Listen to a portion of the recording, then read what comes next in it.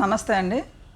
Kolkata doctor అత్యాచారం కేసులో college principal అయిన సందీప్ ఘోష్ భార్య ముందుకు వచ్చి ఆవిడ సీసీ ఫుటేజ్ అత్యాచారము జరిగిన విషయాలన్నీ కూడా కూలంకషంగా చెప్పి సీసీ ఫుటేజ్ అంతా ఇవ్వటం జరిగింది సిబిఐకి.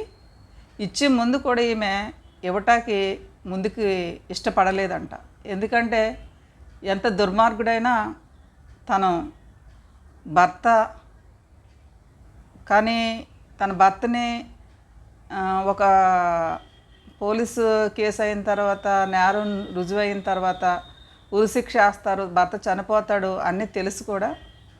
ఇంకా తను ఇంత అన్యాయం జరిగినప్పుడు నా భర్తని నేను సేఫ్ జోన్లో పెట్టి ఈ విషయాన్ని నాకు కళ్ళారా చూసిన విషయాల్ని, నాకు తెలిసిన విషయాల్ని నేను దాయటం ఏమాత్రం సమంజసం కాదు అని అనుకున్న, అయినప్పటికీ కూడా ఆవిడకి ఈ విషయాలు అక్కడ జరిగిన అత్యాచారం కళ్ళారా చూసిన విషయాలు కానీ, ఆవిడ దగ్గర సీసీ ఫుటేజ్ ఉందని అన్ని విషయాలు కూడా తన భర్తకి అక్కడ ఉన్న వాళ్ళందరికీ తెలిసి, నువ్వు ఒకవేళ ఈ విషయాలు కనుక నువ్వు బయటికి చెప్పినట్లయితే నిన్ను కూడా చంపేస్తామని చెప్పి చాలా పెద్ద ఎత్తున చాలా దారుణంగా ఆమెని బెదిరించడం జరిగింది. మామూలుగా అయితే తను ప్రిన్సిపల్ భార్య కాబట్టి తనని బతకనిచ్చే అవకాశం ఉంది. అదే కనుక హాస్పిటల్లో మన అభయలాగా డాక్టర్లాగా బయట పర్సన్ అయి ఉంటే కనుక ఆ డెడ్ బాడీతో ఈమెను కూడా చంపేద్దరు. అలాగే ఈ హత్య జరిగేటప్పుడు అక్కడ ఒక పర్సన్ తన బిడ్డను హాస్పిటల్ తీసుకొచ్చింది. ఆ రోజున హత్య జరిగిన రోజున హాస్పిటల్ తీసుకొచ్చిన రోజున ఆమె అక్కడ జరిగిన విషయం ఏంటంటే, ఒక బ్లాక్ కార్లో కొంతమంది వ్యక్తులు ఒక బాడీని మోసుకుని తీసుకొచ్చారట హాస్పిటల్కి. ఆవిడ కళ్ళారా చూసిన విషయాన్ని కూడా పోలీసులకు చెప్తున్నా సరే, వాళ్ళు నేను ప్రత్యక్షంగా చూశానండి డెడ్ బాడీని చెప్తున్నా సరే పోలీసు సుతరామం కూడా ఆవిడ ఈ విషయాన్ని చెవులు వేసుకోవట్లేదట. అలాగే ఈవిడ సందీప్ ఘోష్ భార్య, నా భర్త చేసిన దుర్మార్గాలు ఇవిగో, ఈ అత్యాచారము తను అక్కడ మనం సెమినార్ హాల్లో చేశారనుకుంటున్నాం కదా, సెమినార్ హాల్లో చేయలేదు, తన ఆఫీస్ క్యాబిన్లో ఆఫీస్ రూమ్లో చేశాడు, ఇదిగో సీసీ ఫుటేజ్ ఇచ్చే వరకు కూడా అసలు ఈ అత్యాచారం అందరూ కూడా సెమినార్ హాల్లో జరిగిందని అనుకున్నారు. పక్కా ఎవిడెన్స్ తోటి ఈ సీసీటీవీ ఫుటేజ్ ఆవిడ ఇవ్వటం వల్ల ఈ కేసు ఒక కొలుక్కు వచ్చింది. కానీ దీన్ని ఎంతవరకు తొందరగా తీసుకెళ్ళి ఎంతవరకు దీన్ని ఎండ్ చేస్తారో మనకైతే తెలీదు. సందీప్ ఘోష్ని బయటికి వచ్చినప్పుడు అందులో ఉన్న జనాలు తనని అరెస్ట్ చేసే క్రమంలో కానీ, ఆ కోర్టుకి సబ్మిట్ చేసే సమయంలో కానీ, అక్కడ బయట వ్యక్తి అతన్ని గోపు మీద పగలగొట్టాడు, ఒక దొంగ అని చెప్పి అందరూ కూడా అతన్ని దుర్భాషలు ఆడుతూనే ఉన్నారు. తన కట్టుకున్న భార్యే తన దుర్మార్గుడు అని చెప్పి భరించలేక ఎవిడెన్స్లన్నీ డిపార్ట్మెంట్కి ఇచ్చింది. అలాగే వాలంటీర్గా పనిచేస్తున్న ఈ సంజయ్ ఘోష్ అనేవాడు ఎవడైతే అమ్మాయిని పాడు చేసి కాళ్ళు చేతులు ఇరగ్గొట్టేసేసి పాశవికంగా చచ్చిపోయిన డెడ్ బాడీపై అత్యాచారం చేసిన ఈ దుర్మార్గుడు గురించి ఇంకొక నిజం తెలిసింది ఏంటంటే, వీడు ఆర్జికర్ హాస్పిటల్లో చనిపోయిన లేడీస్ ఉంటారు కదా పేషెంట్లు, ఆ పేషెంట్లపై అత్యాచారం చేస్తాడు. అత్యాచారం అని కూడా చెప్పడానికి కూడా నాకు సిగ్గు అనిపిస్తుంది, ఇంకో వరడేమీ లేదు. బతికున్న మనుషుల్ని అది పాడు చేస్తే అత్యాచారం చేశాడు, రేప్ చేశాడు అంటాము. కానీ చనిపోయిన తర్వాత ప్రాణం లేని వ్యక్తుల్ని మార్చురీలోకి వెళ్ళి వాడు రేప్ చేసి పాడు చేసి అక్కడ వీడియోలు ఫోటోలు సిబిఐ చేతిలోకి వచ్చినాయండి. అంటే వీడు మొత్తం ఆ డేటా అంతా డిలీట్ చేసేసినా సరే సిబిఐ అధికారులు వారు టెక్నాలజీ ఉపయోగించి ఆ డిలీట్ అయిపోయిన ఆ ఫొటోస్ వీడియోస్ అన్ని రికవరీ చేస్తుంటే వాడు ఆ మార్చురీ గదిలో ఆ లేడీస్ తోటి ఆ చనిపోయిన డెడ్ బాడీస్తో చేసే నీచమైన పనులను వీడియో తీసి ఫోటోలు తీసినవి బయటకు వచ్చేసరికి ఇది ఎంత దుర్మార్గుడో అర్థమవుతుందండి. మన జూనియర్ డాక్టర్ అభయ్ కూడా అమ్మాయిని చంపేసిన తర్వాత, అంటే అమ్మాయిని కాళ్ళలో ఇరిచేయాలి, చేతులలో ఇరిచేయాలి, మెడలో ఇరిచేయాలి, ఇవన్నీ అప్పటికప్పుడు కాదండి, ప్రీ ప్లాన్డ్గా ముందే ఇలాగ ఇరగొట్టాలి, అలా ఇరగొట్టాలి, అలా పగలగొట్టాలి, ఇలా పగలగొట్టాలి, ఆ బాడీని డిసైడ్ చేసుకున్నాకే అమ్మాయిని చంపేసిన తర్వాత ఆ డెడ్ బాడీ పైన ఈ దుర్మార్గుడు ఘాతుకానికి పాల్పడ్డాడంట. తర్వాత సందీప్ ఘోష్ భార్య కూడా ఏం చెప్తుందంటే, సీసీ టీవీ ఫుటేజ్లో ఉన్న విషయం ఏంటంటే, ఆ అమ్మాయి చనిపోయే ముందు దాహం అని చెప్పి చాలా దారుణంగా మంచినీళ్ళు ఇవ్వండి, దాహం వేస్తుందని పాపం చాలా దారుణంగా వేడుకుందంట. ఈ దుర్మార్గులు చంపేసి దుర్మార్గులకి మంచినీళ్ళు ఇవ్వాలి అని అంత మంచినీళ్ళు ఇచ్చే మంచితనమే ఉంటే అసలు ఆ అమ్మాయిని అలా చంపారు కదా. అంత కర్కశంగా అమ్మాయిని చంపరు.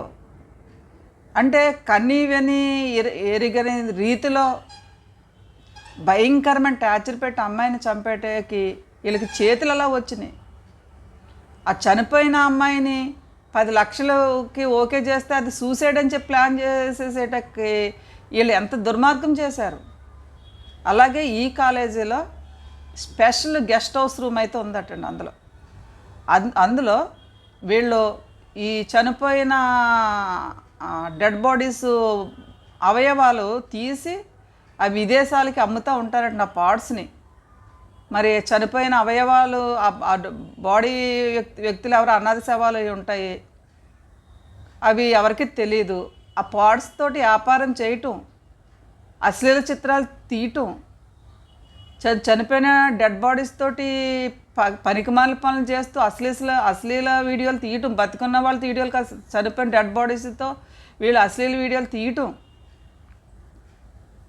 మెడికల్ మాఫియా, అవయవాల మాఫియా, డ్రగ్ మాఫియా, అక్కడ ఎంతమందినో ఇలాగా ఈ విషయాలు బయటికి తెలిసిన వాళ్ళందరినీ చంపేయటం, హత్యలు చేసేయటం. ఇలాంటి సిస్టాన్ని కాపాడేది అక్కడ మమతా బెనర్జీ, ఒక సీఎం. ఇలాంటి దిక్కుమాలిన సీఎం నేను ఎక్కడా కూడా చూడలేదు, వినలేదు. ఎందుకంటే మనము సినిమాల్లో చూస్తామండి, మన ఎక్కడ సినిమాల్లో చూసి ఆ స్టోరీ చూసి అయ్యి బాబాయ్ చాలా దారుణంగా ఉందిరా, వాడు ఎంత దుర్మార్గుడు అనుకుంటాం. మనం ఆ సినిమాలో పాత్రలను చూసి ఇది నిజంగా జరుగుతాయి ఇలాంటివి అనుకుంటాం. కానీ కొన్ని సినిమాలు చూస్తుంటే ఆ మాఫియా, డాన్లో గ్యాంగులు, ఆ చంపేటలు, స్పాట్లో కోసేటాలు, కత్తెడి పొడి చేయటాలు, పిస్టల్స్ కాల్చేయటాలు, ఇవన్నీ సినిమా ట్రిక్ అనుకుంటాం. కానీ మనకి రియల్ లైఫ్లో మన అమ్మాయిని అంత దారుణంగా చంపి రేప్ చేసేటమంటే టీవీల్లోని సినిమాల్లో కాదండి, నిజమైన జీవితాల్లోనే మనకి సినిమాలు తీస్తున్నారు. మనకేంటి సినిమా తీసేవాళ్ళు ఇది నిజంగా జరిగిన యథార్థ ఘటన అంటారు కదా. ఒకవేళ నిజంగా జరిగిన యథార్థ ఘటన వాళ్ళు సినిమాలో మీరు టైటిల్ చూసారా, ఈ సినిమాలోని పాత్రలు కేవలం కల్పితాలే, ఎవరిని ఉద్దేశించినవి కావు, కల్పిత పాత్రలు. అలా ఎప్పుడైతే కల్పిత పాత్రలు వచ్చి అది నిజంగా రియల్గా ఎక్కడో జరిగితేనే వాళ్ళు అలా చెప్తారండి. లేకపోతే ఒక సినిమా స్టోరీకి ఇవి కల్పిత పాత్రలు ఎక్కడ జరిగిన కాదని ఎందుకు చెప్తారండి? ఈ మాఫియాలు ఇవన్నీ చాలా దారుణంగా జరుగుతూనే ఉన్నాయి. కానీ ఈ అంటే ఈ అమ్మాయి కారణ జన్మరాలని చెప్పాలండి. ఎందుకు కారణ జన్మరాలని చెప్తున్నానంటే, ఇంత పెద్ద రాకెట్, అది డ్రగ్ మాఫియానా, మెడికల్ మాఫియానా, అవయవాలు మార్పిడినా, లేకపోతే స్త్రీలతో అక్రమాలు, ఈ బిజినెస్లు, రెడ్ లైట్ ఏరియాలో చేసే బిజినెస్లని హాస్పిటల్ చేయటం, ఇవన్నీ కూడా బయటికి వచ్చి ఇంకొక అమ్మాయి హాస్పిటల్ ఎవరు కూడా అన్యాయంగా చనిపోకుండా అమ్మాయి ప్రాణత్యాగము చేసుకుందండి. అమ్మాయి నిజంగా అందుకని కారణ జన్మరాలు అంటారనమాట. ఆ రోజున అమ్మాయి ఈ విషయాలు బయట పెట్టాలని సంకల్పం తీసుకోకపోతే ఇక్కడ హాస్పిటల్లో ఇంత దుర్మార్గం జరుగుతుందని మనం ఎవ్వరికీ తెలియదు. మనం రొటీన్గా మన జీవితాల్లో మనం ఉంటాం, ఏదో న్యూస్ వస్తే చూస్తాం, అయిపోద్ది. కానీ కలకత్తా మహానగరంలో గాంధీ మహాత్ముడు పుట్టిన గొప్ప ఊర్లో ఇంత దారుణం జరిగిందంటే ఇంకా మనకి ఇక ఏం మాట్లాడుకోవాలో కూడా నాకు అర్థం కావట్లేదండి. అసలు ఏం చెప్పాలో కూడా నాకు అర్థం కావట్లే. తన భర్త ఎంత ఎదవైతే ఎన్ని దరిద్ర పనులు చేస్తే ఆవిడ తట్టుకోలేక భర్త సస్తే సచ్చాడు, ఉరిశిక్ష వేస్తే వేసాడు పర్వాలేదు అని చెప్పి ఆ సీసీ ఫుటేజ్ అంతా పట్టుకొచ్చి సిబిఐ ఆఫీసర్స్కి ఇచ్చింది. ఇప్పుడు సెప్టెంబర్ 17వ తారీఖున కేసు మరి పూర్వపరాలు పరిశీలించి ఈ సంజయ్ అన్నవాడిని, ఈ సందీప్ ఘోష్ అన్నవాడిని, అలాగే ఇంకా ఈ కేసులు ఎవరైతే ఉన్నారో మమతా బెనర్జీ మేనల్డ్ అంటున్నారు, ఇంకో అజ్ఞాత డాక్టర్ రేప్ చేశాడు వాడొకడు ఉన్నాడు అంటున్నారు, ఇంకా దీని వెనకాల చాలామంది శక్తులు ఉన్నాయి అంటున్నారు. ఈ ఎంతమంది 10 మంది ఉన్నారా, 20 మంది ఉన్నారా, 100 మంది 50 మంది ఉన్నారా, ఈ ముఠా అయితే మనకు తెలియదు. కానీ వీళ్ళందరికీ కూడా ఈ కేసు విషయంలో ఎలాంటి న్యాయం చేస్తారైతే మనకైతే తెలియదండి. న్యాయం చేయకపోతే జనాలు అయితే ఊరుకోరు. కలకత్తా నగరం అంతా అట్టడుగేలాగా అక్కడ ఉన్న ప్రతి ఒక్కరికి కూడా అమ్మాయి చనిపోవటం, అమ్మాయికి పాపం పెళ్ళి కుదిరిందండి తొందరలో. అమ్మాయికి పెళ్ళి, అమ్మాయి ఒక అబ్బాయిని ప్రేమించింది, వాళ్ళిద్దరూ పెళ్లి చేసుకోవాలనుకుంటున్నారు. ఆ పెళ్ళి నవంబర్లో చేయాలని చెప్పి ఆ ప్రపోజల్లో ఉన్నారు. ఇలాగే ఎన్నో జీవితంలో ఒక చిన్న అమ్మాయి అండి, ఒక జూనియర్ డాక్టర్ని ఇంత దారుణంగా వీళ్ళు చేతులు ఎరగొట్టేసి కాళ్ళు ఎరగొట్టేసి, అంటే నేను ఒక లేడీని అయ్యుండి కొన్ని వర్డ్స్ నేను మాట్లాడలేకపోతున్నాను. ఆ అమ్మాయిని ఎంతమంది రేప్ చేశారు, అసలు ఎంతమంది అమ్మాయిని ఇంత అంటే చనిపోయిన తర్వాత రేప్ చేయటం అంటే ఎంత దారుణం అండి. వీడు వాలంటీరు, వీడు సంజయ్ అన్న దుర్మార్గుడు, వాడు ఎంత పనికిమాలోడండి. ఈ కాలేజీ ప్రిన్సిపల్ వీళ్ళందరూ కూడాను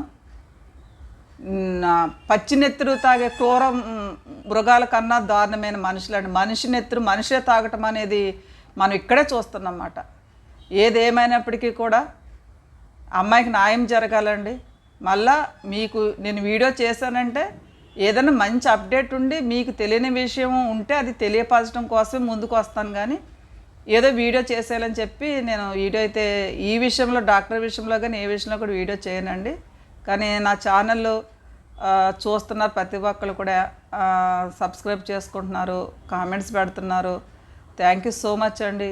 థ్యాంక్ యూ.